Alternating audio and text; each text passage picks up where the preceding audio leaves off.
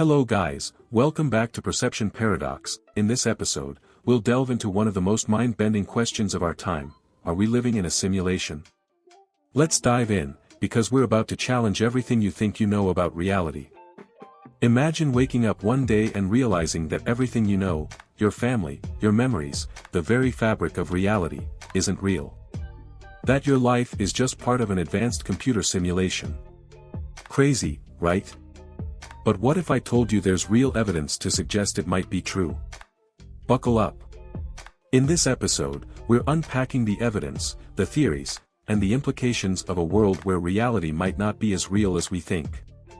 We're diving deep into one of the most mind-bending theories of our time, the simulation hypothesis. Let's start with the basics. The simulation hypothesis suggests that everything around us, might be part of a highly advanced computer simulation.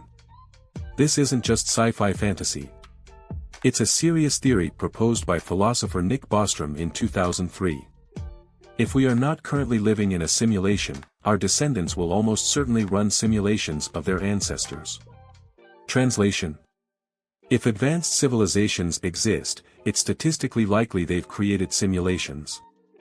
And if that's true, how do we know we're not already in one? It's a concept that shakes the foundation of what we think we know. And for some, it's not just a theory, it's a terrifying possibility. Okay, so what's the evidence? Let's break it down. 1. Glitches in reality. Have you ever experienced the Mandela effect?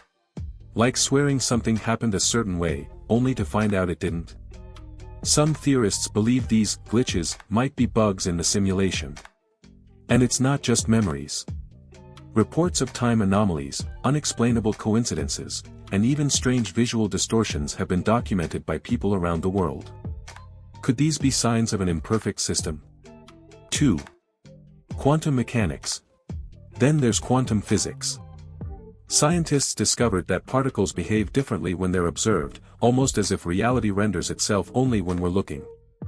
Sound familiar? It's like a video game, where graphics only load when you turn your camera. Physicists also talk about quantum entanglement, where particles communicate instantaneously across vast distances. It's so bizarre, even Einstein called it spooky action at a distance. Is this the behavior of a natural universe, or one governed by computational rules? 3. Even our universe seems to have resolution limits. Space isn't infinitely divisible. At a certain point, it's made up of tiny, indivisible units, like pixels on a screen. The smallest known unit is the Planck length, a boundary where our laws of physics start to break down. Some scientists argue this could be evidence that our universe is a coded structure rather than a physical reality. But let's take this deeper. If we are in a simulation, who or what created it? And why? 1. Are we an experiment? Some theorists argue we're part of an advanced civilization's experiment. Maybe they're studying us, or maybe they're recreating their history. Think about it. What if your entire life is being observed by entities you can't even comprehend? 2. Are we entertainment? Another possibility. We're entertainment. Imagine an advanced civilization that created simulations for fun. Could we be characters in the most complex game ever designed? 3.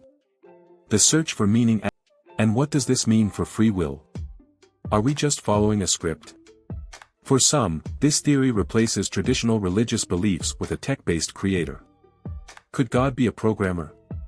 It raises the ultimate question: does discovering the truth make life more meaningful, or less? Of course, not everyone is convinced. Critics argue there's no concrete evidence and that the hypothesis is just a mental exercise. After all, extraordinary claims require extraordinary proof. But here's the kicker: even some of the greatest minds of our time think it's possible. Elon Musk famously said, "There's a 1,000,000,000 to 1 chance we're not living in a simulation." So where does that leave us?